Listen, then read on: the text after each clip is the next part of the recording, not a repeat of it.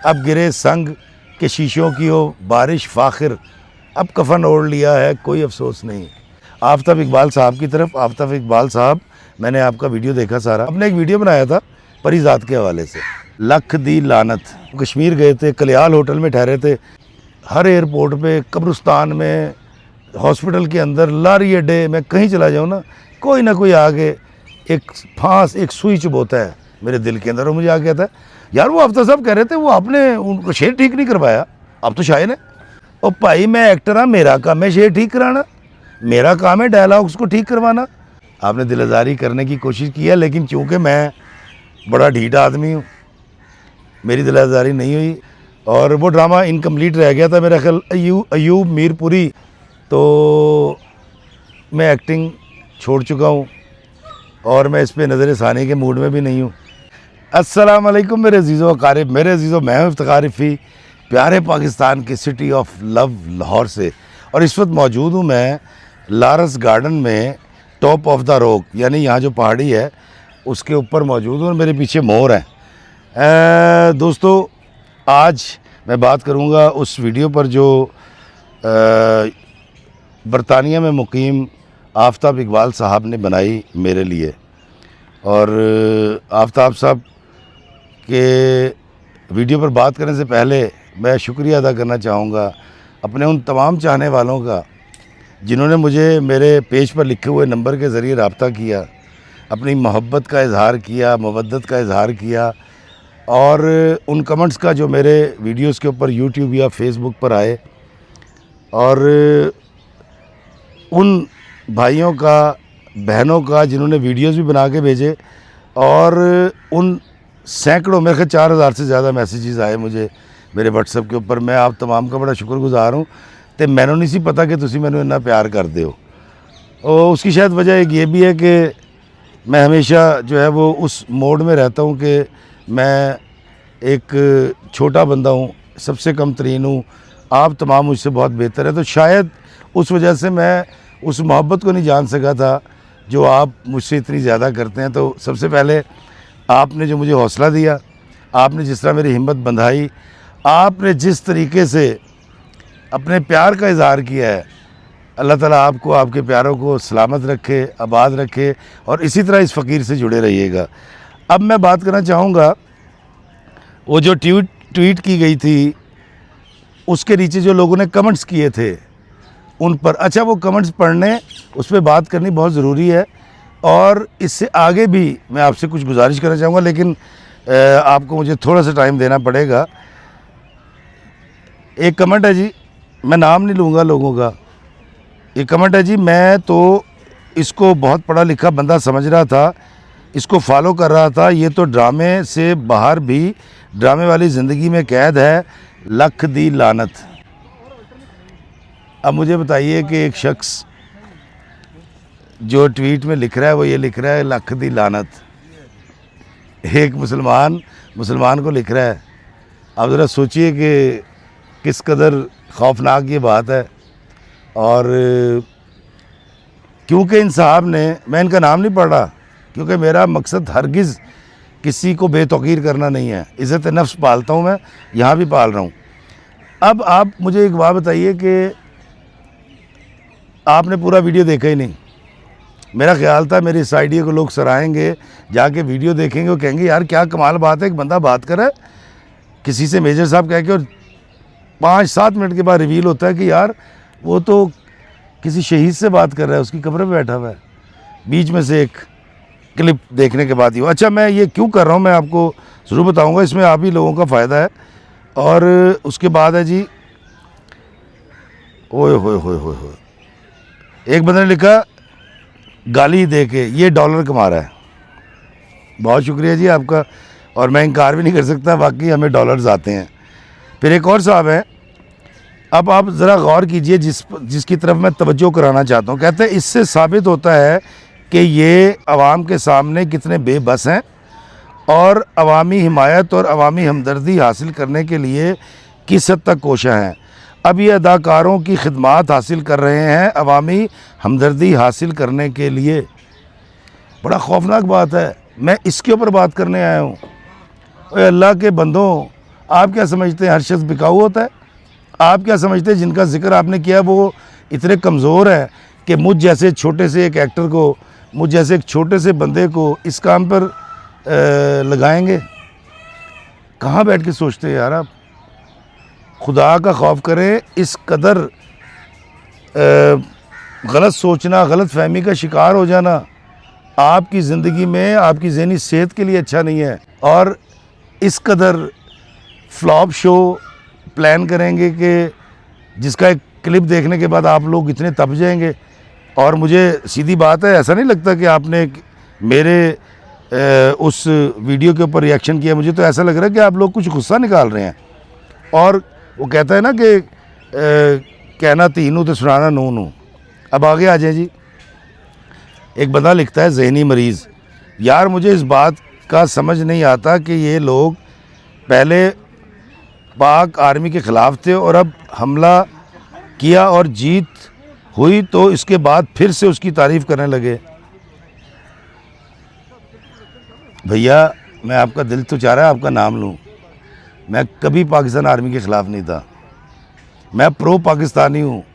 मैं पाकिस्तान के एक एक बंदे से, एक एक इदारे से निहायत मोहब्बत और मवद्दत रखता हूँ। आप मेरे पेज पर जाइए, पेज से चीज़ें दोबारा पोस्ट नहीं हो सकती। जाएं। मैं कब से अपने इदारों की, अपने लोगों की, अपने पाकिस्तानियों से मोहब्बत करता हूँ। और किस तरह से शायरी के अंदर, किस तरह से कॉलम्स के अंदर मैं हमेशा इनकी तारीफ़ करता रहा हूँ। मैं अगर आपको ज़हनी मरीज़ लगता हूँ तो ताड़े आल दुआल जिहड़े लोग रहंदे ने उन्हां दे बारे तुहाडा की ख्याल है? और अगर आपका यही ख्याल है तो फिर आपका अल्लाह हाफिज़ है। आगे है जी कि बंदे ने कैमरा मैन का बंदोबस्त किया, दिल की बातें ऊंची आवाज़ में रिकॉर्ड करके सोशल मीडिया पर डाली। पगले अब रुलाएगा क्या, बस कर दे भाई। मेरे दोस्त बात दरअसल ये है कि मैं कितनी दफ़ा बताऊं कि भाई पूरा वीडियो तक लेंदे। यार बहैसियत मुसलमान आपकी ज़िम्मेदारी नहीं बनती। आप ये सोच तो पता लग करें कि ये वीडियो आया कहाँ से। इफ्तिखार रफ़ी की वॉल पे चले जाएं, इफ्तिखार अहमद उस्मानी पेज को जाके देखें और फिर पूरी बात करें। इनकम्प्लीट, नामुकम्मल बात। देखें मैं आपको एक बात बताऊँ, मैं एक पाकिस्तानी हूँ। मैं पाकिस्तान के एक एक फ़र्द से प्यार करता हूँ। और मेरे प्यार करने का अंदाज़ क्या है मैं ये बता दूँ। मैं सबसे कम तरीन हूँ। आप तमाम जो मुझे देखते हैं, मेरे इर्द गिर्द जितने 25 करोड़ रहते हैं, सब मुझसे ज़्यादा बाइज़्ज़त हैं और गैरतमंद हैं, मुझसे ज़्यादा बड़े लोग हैं। तो आपको थोड़ा सा देख लेना चाहिए था। और आपने मुझे ज़हनी मरीज़ भी कह दिया। अब एक ज़हनी मरीज़, क्या बात है जी। अच्छा जी, ये बंदा कोई बहुत बड़ी फ़िल्म है मेरे बारे में लिखते हैं। इसे तो लाल टोपी वाले के साथ बंदूक लेकर बॉर्डर पर भेज देना चाहिए। यार मैं क्या कह सकता हूँ। आपको भी पता है कि मैं बहैसियत सिविलियन बंदूक पकड़ के जाके बॉर्डर पे नहीं लड़ सकता। कोई खुदा का खौफ करें। मेरे साथ साथ एक और आदमी का भी आपने तस्करा कर दिया। आप कहाँ चले गए हैं ज़रा गौर कीजिएगा। आप किस हद तक चले गए हैं और चीज़ों को कैसे लेना शुरू कर दिया आपने। अल्लाह खैर करे जी। अब ये मैं पढ़ना नहीं चाहूँगा, बड़ा अजीब सा कमेंट है। खैर ये है जी एक कमेंट एक ही हो गया। कहता है जी अब देखें मतलब घर बह के आप ही सोच लेंदे ने, आप ही फैसला कर लेंदे ने। कहता है अब इन कहानियों पर कोई एतबार नहीं करता। सब जानते हैं कौम के करोड़ों रुपए इन एक्टरों पर लगाकर जाली कहानियाँ घड़ी जाती हैं। यार आप किस तरह से सोचते हैं? अगर आपके सोच का ज़ाविया यही रहा तो आपको पता है कि अपने दोस्त, अहबाब, रिश्ते आप गवा देंगे। क्योंकि आपको तो शक करने की आदत पड़ गई है। हालांकि आप मुझे नहीं जानते। मुझे अगर जानना है तो मेरी वॉल पे जाएं फेसबुक की, वो आपको पूरा बताएगी। मेरा ख़ानदान, मेरा हसब नसब, मेरी सोच सारी यहाँ हो जाएगी। उस पर ज़रूर जाएँ, उस पर जाके पढ़ें। अच्छा जी, अदाकारी अच्छी है, अवार्ड का हकदार बन चुका है। बहुत शुक्रिया जी। चवल लाहौर से इधर कैमरामैन के साथ आकर सोशल मीडिया पर वीडियो बनाकर कहता है ये दिल की बातें किसी और से नहीं कर सकता था, सारे चवल ही चुमने चाटने में लगे पड़े हैं पत्नी। अच्छा भैया, मैं ये बात पहले भी कह चुका हूँ, अल्लाह के बंदे, मैं आप किसी का नाम नहीं ले रहा, ये मैं ट्वीट चलाऊँगा भी नहीं, मैं सिर्फ आपकी मदद करने आया हूँ। आप लोग बहुत गलत सोच रहे हैं। आपको जब ये सवाल पैदा हो गया जो मुझसे कर दिया, अगर अपने इस दिमाग से कर लेते तो यकीनन कॉमन सेंस कहती कि यार इसकी वॉल पे जाके देखें इसने किया क्या है, कहाँ से ये क्लिप आया है। मैं एक वीडियो बना रहा था, मैं गुफ्तगू कर रहा था, मेरा यकीन ये था कि यार इसको हमसाया मुल्क भी देखेगा, जब हमसाया मुल्क देखेगा तो उनको पता चलेगा कि हमने उनकी गेम भी बजाई है, हम उनको अमन के लिए गुजारिश भी कर रहे हैं। और फिर जो बातें मैंने उसके अंदर की हैं, आपने वीडियो नहीं देखा, मैंने उसमें कहा है आए जंग करते हैं गुर्बत के ख़िलाफ़, बदअमनी के ख़िलाफ़, नफ़रत के ख़िलाफ़। ये वीडियो आपने देखना गवारा नहीं किया और इतना बड़ा आपने कमेंट कर दिया। तो ये सवाल जो आप मुझसे कर रहे हैं, ये सवाल के हल के लिए कॉमन सेंस यूज़ करके अगर आप मेरी उस पर चले जाते वॉल पे तो आपको इसका जवाब मिल जाता। अच्छा जी, ये लिखा जी, बड़ा बुरा कमेंट है, मैं नहीं पढ़ सकता। एक और अंकल आया, सरकारी दरवेश। अच्छा, आपने मुझे अंकल भी कह दिया, बहुत शुक्रिया, दरवेश भी कह दिया, सरकारी भी कह दिया। जो सरकारी दरवेश होते हैं उनके मुरातिब, उनकी आसाइशें वो और होती हैं। मैं एक फ़कीर आदमी हूँ और फ़कीर ही रहूँगा। हाय, एक्टिंग माशाल्लाह बहुत ही लाजवाब की है। फ्रॉडी इंसान, जो नौजवान लड़का है ये जितनी भी तस्वीरें देख रहे हो ना इस पर जो ट्वीट पे लगी हुई है, सब फ्रॉडी। केड़ा फ्रॉड किया यार तेरे नाल, दिल ने पूछी। अपने वालिद मोहतरम ते वालदा को जाके कभी उन्होंने मेरा कोई वीडियो दिखा के कि यह बंदा फ्रॉडिया है।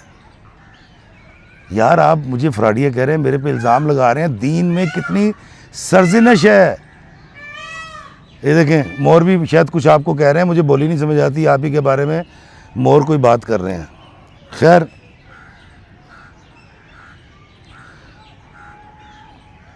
अच्छा जी, अच्छा एक बंदे ने फिर वही बात की, क्या ड्रामा चल रहा है यार, ये ख़त्म होना चाहिए। ओ भाई, आपको अगर लगता है कि ये ड्रामा है तो इसकी तस्दीक कर लेते ना मेरी वॉल पे जाके। मस्खरे हैं ये लोग जिनकी ज़िंदगी का अपना मकसद कुछ भी नहीं है और ड्रामेबाजी सबसे ज़्यादा।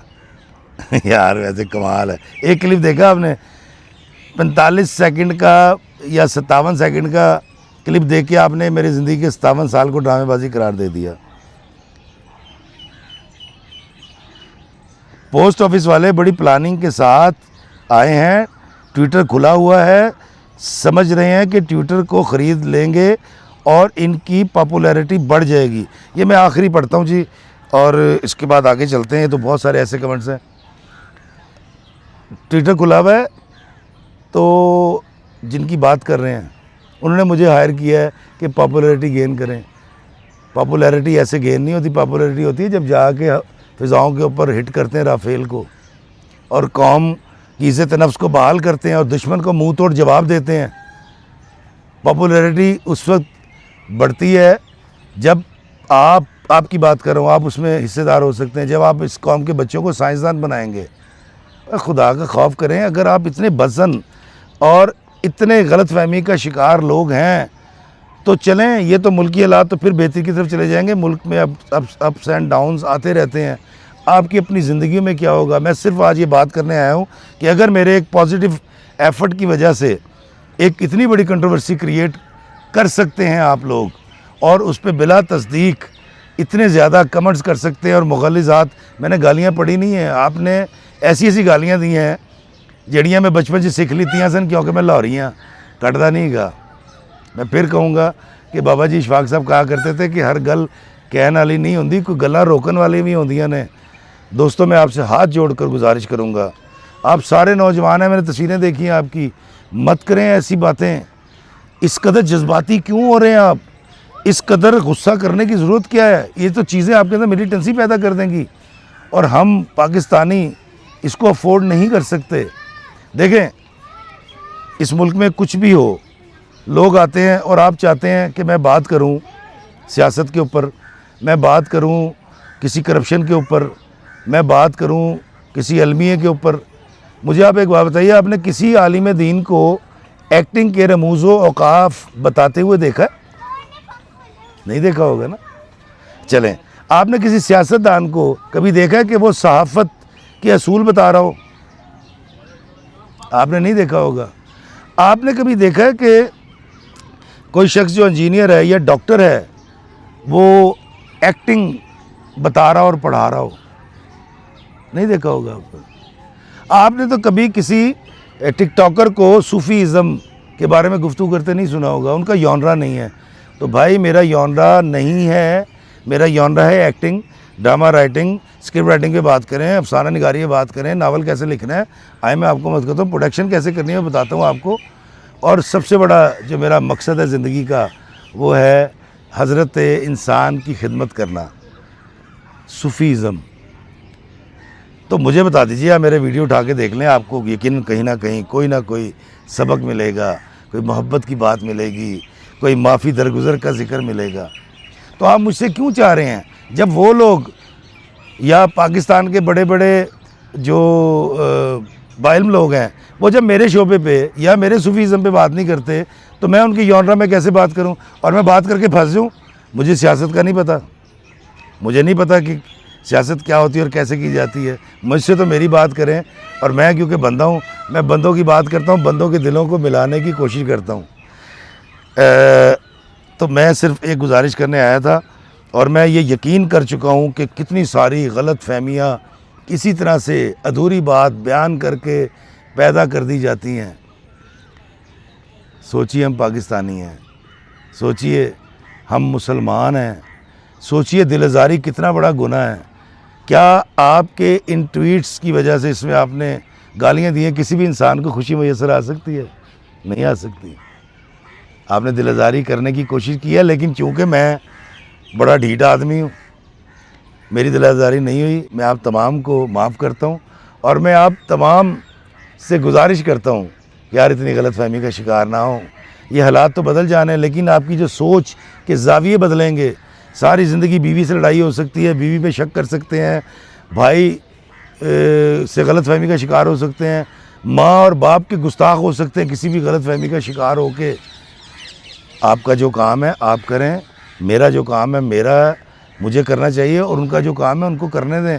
उन्होंने अभी जंग में साबित कर दिया कि वो अपना काम जानते हैं, तो वो जो कर रहे हैं वो करें। मैं उसका जवाबदेह नहीं हूँ, और मुझसे तवक्को मत कीजिए कि मैं आप जैसा सोचते हैं वैसा सोचूं, जिस पार्टी को आप सपोर्ट करते हैं उस पार्टी को सपोर्ट करूं, और वो बयान करूं जो आप सुनना चाहते हैं। ऐसा तो नहीं हो सकता ना। ये इज़हार राय जो मेरा है मुझ तक रहने दें। और मैंने कभी सियासत पे बात नहीं की, मैंने कभी मजहबी मुनाफरत नहीं फैलाई, मैं कभी करंट अफेयर पे बात नहीं करता। तो खुदारा मैं जो कर रहा हूँ, मेरा मकसद है हज़रत इंसान की खिदमत करना, उससे मोहब्बत करना, उसके लिए आसानी पैदा करना, वो मुझे करने दीजिए। लेकिन अगर आप इस कदर गलत फहमी का शिकार रहेंगे तो आपने बहुत सारे दिलों को दुखाया होगा। और आप सोचें कि दिल आज़ारी करना दीन में इसकी कितनी सरज़निश है और कितना गुनाह है। ये ज़रूर सोचिएगा, ये ज़रूर सोचिएगा कि क्या हम आका करीम सल्लल्लाहु अलैहि वसल्लम के मानने वाले हैं, और अगर मानने वाले हैं तो क्या माफ़ी दरगुज़र और उनकी सुन्नतों पे अमल करने वाले हैं? ज़रूर सोचिएगा यार। इंसानी ज़िंदगी मोहब्बत के बग़ैर, आसूदगी के बग़ैर नहीं चल सकती। मुझ जैसे एक बेज़रर आदमी पर जब इस कदर कड़ी तनकीद और बिला वजह की तनकीद होगी, तो आप सोचें कि लोगों के साथ क्या होगा। मैं आता हूँ आफ्ताब इकबाल साहब की तरफ। आफ्ताब इकबाल साहब, मैंने आपका वीडियो देखा सारा, और बहुत शुक्रिया, आपने मेरी तारीफ़ की। और बहुत अरसे से मुलाकात ना होने की जो आपने मुझे कहा कि मुझे मिलना चाहिए था, तो मैं आपसे पूछता हूँ आपने कितनी बार मुझसे रब्ता कर लिया? आप एक मसरूफ़ आदमी है, और वैसे भी जब लोग बड़े होते चले जाते हैं तो मैं उनसे पीछे हटता चला जाता हूँ। मुझे अपने कद का अपने इल्म का। आपने कह तो दिया कि दानिश्वर बिल्कुल नहीं है, आपने कहा है ना। तो मैं एक बंदा जो दानिश्वर है नहीं और कोशिश करता है साबित करने की कि मैं दानिश्वर हूँ, वो कैसे राब्ते में रह सकता था। लेकिन इस 22 साल के अंदर, वो आज से कोई 10 साल पहले, 11 साल पहले मेरी आपकी एक मुलाकात हुई थी। मैं आपके घर आया था, आगा अब्बास साहब भी मेरे साथ थे, बड़ी हसीन शाम थी। और उससे पहले मैं इलामा इकबाल रोड पे एक दफ़ा आपके सेट पे आया था। पता नहीं वहाँ मेरी कुछ शूटिंग थी तो आपकी रिकॉर्डिंग चल रही थी। बाकी मैंने बाकायदा तौर पे आपसे मिलने की, रब्ता करने की कभी कोशिश नहीं की। आप बिल्कुल ठीक कह रहे हैं। उसकी वजह सिर्फ ये है कि जब लोग, और आप तो वैसे ही बड़े आदमी हैं यार, तो इसलिए मैं कि वैसे भी स्ट्रगल कर रहा था, बच्चे पाल रहा था, लिख रहा था ड्रामा। अल्लाह का शुक्र है मेरा मसला हल हो गया था, गुर्बत से निकलने का रास्ता मिल गया था। तो वो इतना मसरूफ़ वक्त था, 20-22 साल पता ही नहीं चले लिखने में कहाँ चले गए। तो एक्टिंग कम कर रहा था, लिख ज़्यादा रहा था। दूसरी बात आपने जो कि बाबा जी इशफाक साहब के हवाले से बड़ी अहम बात कीजिए आपने। और बाबा जी इशफाक साहब, बानो कुर्सी आपा, उनकी सोबत में मैं नहीं, मुझ जैसे बहुत लोग रहे हैं। और इस अहद के वो लोग जो उनसे मिलते रहे, जो अभी हयात हैं, इशफाक साहब से, बाबा जी से या बानो आपा से, वो बाकी कम है। और ये बिल्कुल आखिरी खुरचन है, और इसके बाद ये शायद सिलसिला चल भी ना पाए उस तरह से। और मैं जानता हूँ कि आप मुझे जानते हैं, और आप भी जानते हैं कि मैं आपको जानता हूँ।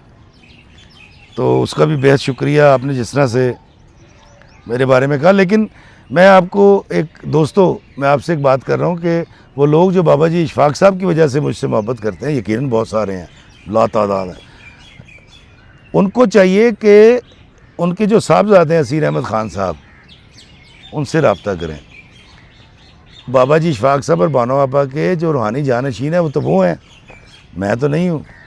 मैं तो एमी बाहर से उठ के उस घर में चला गया था। तो आपने अगर कोई अंदर की बात पूछनी तो असीर अहमद ख़ान साहब से पूछें। और आफताब साहब, आपने मुझे ऑफ़र की फ़िल्म की और ड्रामे की। पहली बात तो ये कि शायद मुझे लगता है कि मैं जो बयान कर रहा था उसके अंदर कहीं शायद ये लगा हो आपको कि मुझे क्योंकि काम नहीं मिला तो मुझे ये करना है। नहीं, दरअसल हुआ ये था कि तकरीबन 5 साल जब मुझे काम नहीं मिला लिखने का या एक्टिंग का, तो पहले मैं शेल्फ में रहा। जो आपने कहा ना शेल्फ में नहीं है, मैं शेल्फ में रहा, कोशिश करता रहा। कोशिश ये होती है मुलाकात कर लेनी, कहीं सेट पे चले जाना, किसी को फ़ोन कर लेना। उसके बाद 5 साल के बाद मैंने कहा यार बंदा ढीठ लगता है यार, एम ही चिपक के रहना। तो फिर मैंने 1 साल पहले कलम भी रख दिया और एक्टिंग भी छोड़ दी। मैं कहा नहीं बस यार, अब गिरे संग के शीशों की हो बारिश फ़ाखिर, अब कफन ओढ़ लिया है कोई अफसोस नहीं। तो मैं एक्टिंग छोड़ चुका हूँ और मैं इस पे नज़र सानी के मूड में भी नहीं हूँ। और एक वजह, मैं बड़ी इज़्ज़त और एहतराम के साथ आपकी फ़िल्म की और ड्रामे की ऑफ़र आपको लौटा रहा हूँ, वापस मैं नहीं कर सकूँगा। आपने ज़िक्र किया कि मैंने तुम्हें डायरेक्ट किया है और नकाब में, और बताओ ना झाड़ें भी तो पड़ी थी तुम्हें। तो आफताब साहब, डायरेक्टर जो होता है, क्योंकि मैं ट्रेंड एक्टर हूँ, मैं गोयते इंस्टीट्यूट से 2 साल का डिप्लोमा करके आया था। मैं जानता हूँ कि डायरेक्टर जो है फादर ऑफ प्रोडक्शन होता है। बाप और डायरेक्टर की बात को कभी बुरा नहीं मनाना, यह मैं यावर हयात ख़ान ने भी बताया, आज़म खुर्शीद ने भी बताया, अशफाक अहमद ख़ान ने भी बताया, तमाम बड़े लोगों ने हमें ये सिखाया। तो अब आप सेट पे उतो तुहाडा पहला ड्रामा, तुसी नवे डायरेक्टर, और चीज़ें भी मैनेज करनी, नई टीम बनी थी।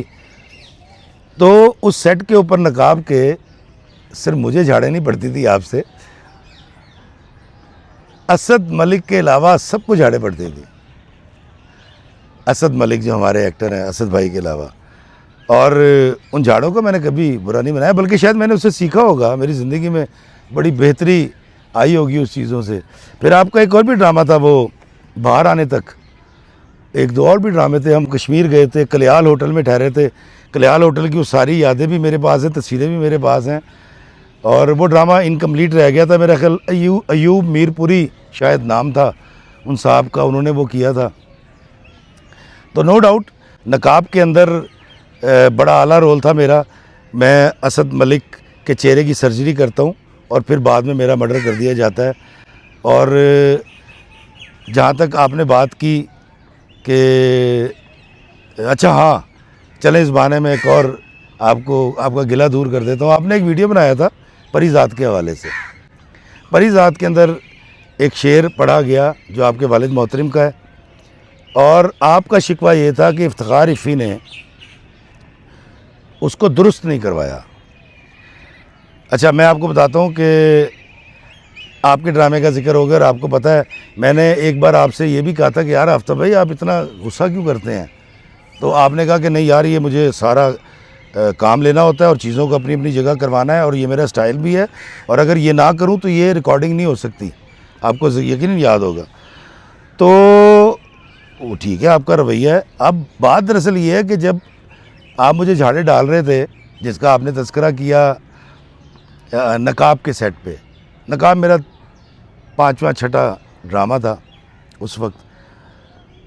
आप मुझे बताइए कि आपके सेट पे अगर कोई आके फ्रेम बताया आपको या आपकी डायरेक्शन में बोले या आपकी तस्हीह करने की कोशिश करे तो आप बर्दाश्त करेंगे या आप करते हैं? आप नहीं करेंगे। अब मुझे बताएं, पहला दिन है परीज़ात का, परीज़ात ड्रामा हिट हुआ है, मेरे इल्म में नहीं है लेकिन लोगों को पता हिट है। मैं पहले दिन सेट पे गया हूँ, सेट के ऊपर डायरेक्टर साहब मौजूद हैं, ये दूसरा सीन है, और मैं जब वो मिसरा बोलता है तो मैं कहता हूँ यार मुझे लगता है कि कोई ख़ता है वज़न की इसके अंदर। तो मैं नाम भूल गया उनका, जाहिद। मैं जाहिद भाई से कहता हूँ कि जाहिद भाई जो असिस्टेंट है, आप फ़ोन करके रब्ता कर सकते हैं। जाहिद भाई यार ये मिसरा बताइएगा क्या है। एक्शन के बाद कह रहा हूँ मैं, ये जब परीज़ात बोल देता है बड़ी बुरी बात है, फाउल है। उसने कहा इफ़ी भाई यही है। मैंने दोबारा कहा, मैं कहा जाहिद भाई ज़रा एक दफ़ा देख लें यार, मुझे ना इसमें कुछ नामुकम्मल सा लग रहा है, वज़न ख़ता है इसका। तो उन्होंने कहा इफ्तिखार भाई यही है। मैंने कहा अच्छा ठीक है। अब बिलियर्ड की टेबल पे जाहिद भाई मेरे पास आए, उन्होंने मुझे आके दिखाया, देखिए ये लिखा हुआ है। मैं कहा लिखा हुआ नहीं, मैं ये चाहता हूँ कि ये पता किया जाए ये मिसरा, मुझे लग रहा है इसमें कुछ कमी है। अब क्योंकि मैंने सुन नहीं रखा था, गालिब का, हाफिज़ मोमिन का, इकबाल का शेर होता तो यकीनन मैं बिल्कुल उस लफ्ज़ को बता देता कि क्या कमी है, लेकिन वो क्योंकि मुझे पता नहीं था उन्होंने वैसे ही रिकॉर्ड कर दिया।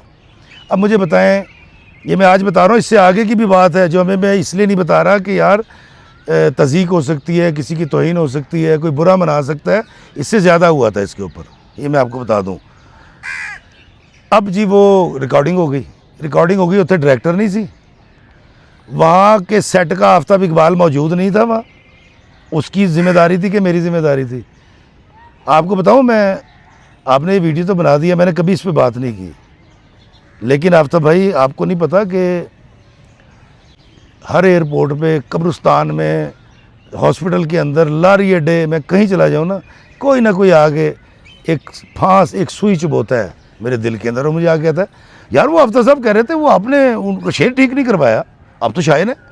बड़े तरीके सलीके से हंसते हुए, गुस्से से एतराज़ करते हुए, बड़े मुस्कुरा के, यार इफ़ी भाई आपने वो शेर नहीं ठीक करवाया।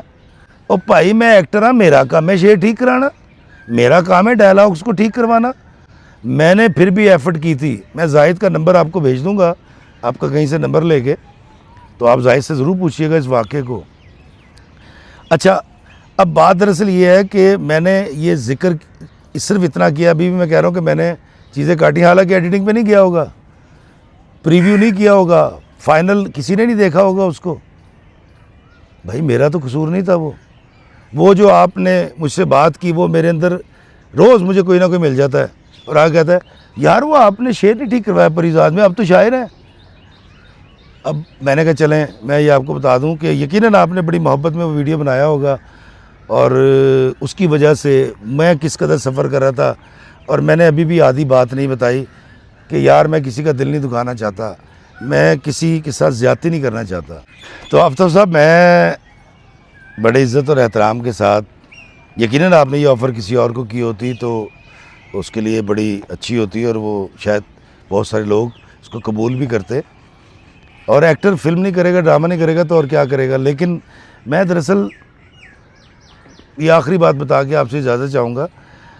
मेरा बहुत पहले एक मतवा नज़र बन चुका था कि मैंने जीना है और ख़ुशी के साथ जीना है। अब मुझे किसी शोबे से वाबस्ता नहीं रहना, चिपक के नहीं रहना।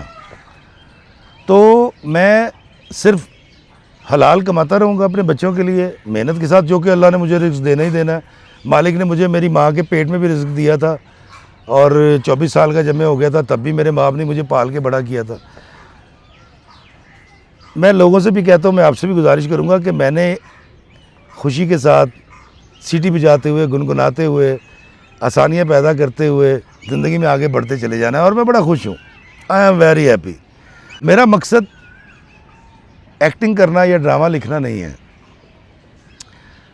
इसमें फिर कभी आपको बताऊँगा, किसी जगह हम वैसे मिल के बात कर लेंगे या फ़ोन पे, कि जिस दिन मैंने कलम रखा था उस दिन मुझ पर क्या गुजरी थी, जो कलम के ज़रिए इस कौम की खिदमत करने आया था। लेकिन मैं अब आगे चला गया हूँ। पहले मैट्रिक में था, अब शायद एफ़ए में आ गया हूँ, या एफ़ए में था बीए में आ गया हूँ। तो मेरे लिए फ़िल्म ड्रामा में काम करना कोई बहुत बड़ा क्रेज़ अब नहीं रह गया। मेरी मंजिल हज़रत इंसान के लिए फला पैदा करना, आसानी पैदा करना। जिस तरह सतपारा था ना, पहाड़ी चढ़ रहा था, चढ़ते चढ़ते चढ़ते रास्ते में सर तो नहीं कर सका लेकिन वो मर गया था। जिन लोगों ने उस पहाड़ी को, उस चोटी को सर किया था, उसमें से शायद मैं तो किसी एक का भी नाम नहीं जानता, लेकिन सतपारा को सब लोग जानते हैं। तो आफ्ताब साहब, मेरा मकसद है हज़रत इंसान की खिदमत करते जाना, सीढ़ियाँ चढ़ते जाना, चढ़ते चढ़ते चढ़ते सतपारा की तरह एक दिन मैं मर जाऊंगा। और ये वो मकसद है जो मरते दम तक मैं पूरा करता रहूँगा और ये टारगेट कभी अचीव नहीं होगा। तो आपकी मोहब्बत का, आपके प्यार का बेहद शुक्रिया। और बल्कि मुझे कहा नहीं गया है, मैं वैसे ही आपको बता देता हूँ कि शहजाद बेग साहब की वालदा मोहतरमा की डेथ हो गई है। तो वो आपसे बड़ी मोहब्बत करता था, बल्कि हम आफ्ताब साहब कहते थे या आफ्ताब भाई कहते थे, वो आपको आफ़ी भाई कहता था। तो रब्ता कर लीजिएगा उससे। बहुत सारी बातें, मुझे बहुत सारी चीज़ें याद आ गई, सेट पे क्या क्या होता था, कैसे जाग रहे हैं और कैसे अंताक्षरी खेल रहे हैं, वो सारी चीज़ें। लेकिन वो इब्तिदा थी मेरी, और बिल्कुल आपसे मैंने भी झाड़ें खाई थी, सबने खाई थी। और अभी भी आपने मेरे लिए जो वीडियो बनाया उसमें भी 2 दफ़ा आपने किसी को झाड़ा है। खैर, ज़िंदा रहें, सलामत रहें। और वो जो दोस्त जो मुझसे मोहब्बत करते हैं, जिन्होंने पॉजिटिव कमेंट्स किए, जो कि हमेशा पॉजिटिव ही करते हैं, मैं उनका भी शुक्रिया अदा करता हूँ। लेकिन उनके लिए ख़ास दुआ करता हूँ जिन्होंने नेगेटिव कमेंट्स किए थे। अल्लाह ताला आपको सलामती दे, आपके घरों को खुशियों से भरा रखे। और मुझ फ़कीर एक छोटे आदमी से अगर कोई गलती हो जाए कहीं, मैं वैसे तो बहुत मोहतात हूँ, तो मुझे माफ़ फरमा दीजिएगा। और अगर अभी तक आपको लगता है कि मुझसे कोई गलती सरजद हुई है, तो मैं तमाम देखने वालों से माफ़ी का ख़ासगार हूँ। सलामत रहिए, खुश रहिए, आबाद रहिए। मैं आके दो जहाँ सरकार मदीना सल्लल्लाहु अलैहि वसल्लम की कसम खा के कहता हूँ, मैंने किसी के कहने पे वो वीडियो नहीं बनाया। मैं सारे वीडियो वो बनाता हूँ जो मेरा दिल करता है, और आइंदा भी वही वीडियो देखेंगे जो बनाने को मेरा दिल करेगा। मैंने उस ज़ाते गिरामी की कसम खा ली है। अगर अभी भी आप यकीन नहीं करते तो यकीनन मेरे किरदार में कोई खामी होगी। अल्लाह में आसानियत अता फ़रमाए और आसानियाँ तकसीम करने का शर्फ़ अता फ़रमाए। आमीन। अस्सलाम अलैकुम व रहमतुल्लाहि व बरकातुहू।